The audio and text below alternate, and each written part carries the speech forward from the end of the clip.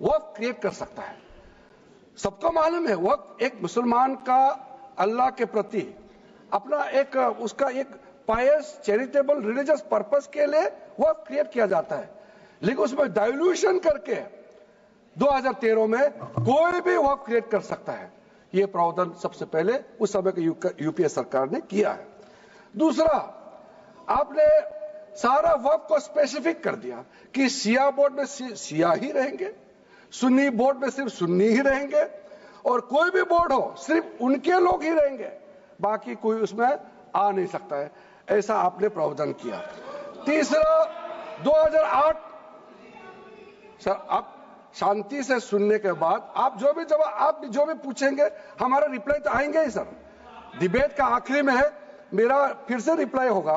तो अभी मैं जब शुरुआत में कुछ दृष्टिकोण रख रहा हूं, इसमें कोई हस्तक्षेप ना करे, ध्यान से सुनिए, ताकि हमारा डिबेट का स्तर भी ऊंचा रहे और तर्क भी सामने में आ जाए। सर, एक प्रावधान आया सेक्शन 108। उस सेक्शन 108 में यह लिखा गया है कि वक्फ बोर्ड का जो प्रावधान है इस देश में कोई भी मौजूदा कानून के ऊपर में रहेगा, ओवरराइडिंग इफेक्ट रहेगा, ऐसा आपने कानून बनाया है। इस देश में ऐसा कानून कैसे मंजूर कर सकते हैं अध्यक्ष महोदय जी? हर कानून अपना अपना हिसाब से चलता है, लेकिन एक कानून दूसरे कानून के ऊपर में ओवरराइडिंग इफेक्ट होगा, ये कोई भी मान्यता नहीं दे सकता है। उसके बाद सर, मैं कुछ प्रोपोगेंडा साथ में जुड़े हुए हैं। उससे पहले जो 2013 में मुझे भी बहुत ताज्जुब हुआ कि ये पास कैसे जबरदस्ती करवाया है। 2013 में वक्फ पे यूजर जो आपने प्रावधान डाला, उसके बाद 1970 से एक केस चल रहा था दिल्ली के अंदर में। दिल्ली के अंदर में हमारा सीजीओ कॉम्प्लेक्स है, पार्लियामेंट बिल्डिंग है, कई प्रॉपर्टीज है, और इसको वक्फ बोर्ड, दिल्ली वक्फ बोर्ड ने क्लेम किया कि ये वक्फ प्रॉपर्टीज है।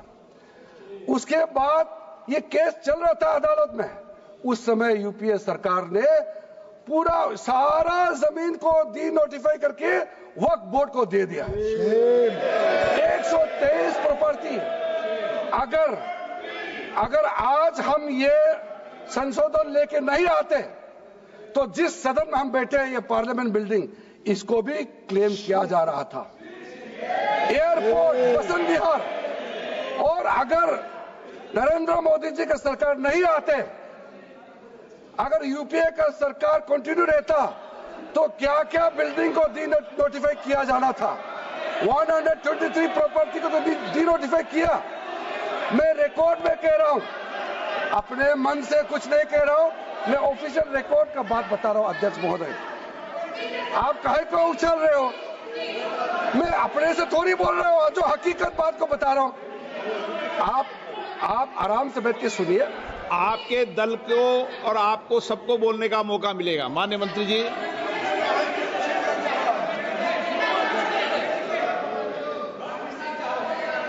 सर, मैं फिर से कह रहा हूं, मैं एक शब्द अपने ओर से नहीं कह रहा हूं, जो घटना है, जो हकीकत है, यही कह रहा हूं। इनको इसमें इतना उछालने का, उत्तेजित होने का कोई मतलब ही नहीं है सर। अध्यक्ष महोदय,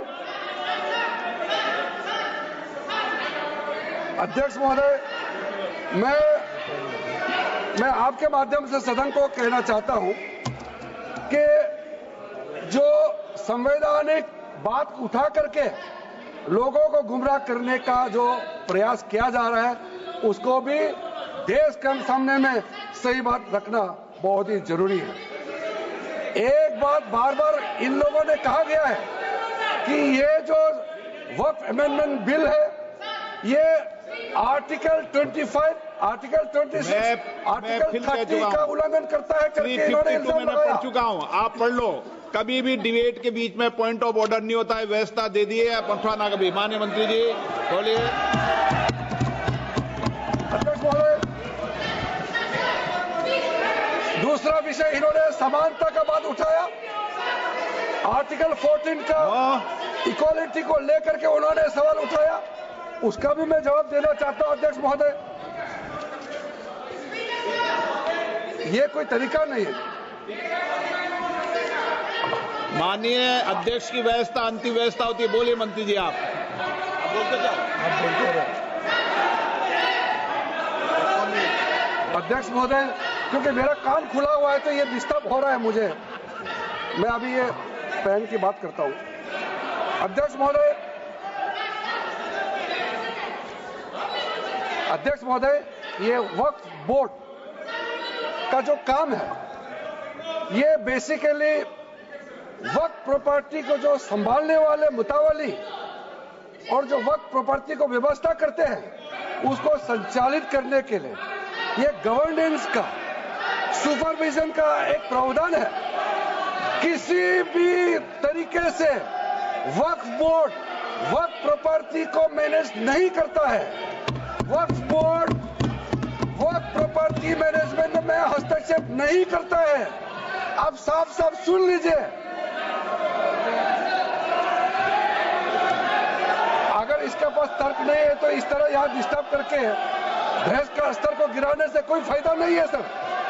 ये कोई तरीका नहीं है सर। बोलते जाओ सर, वक्फ बोर्ड का क्रिएट करना एक जो वाकिफ होता है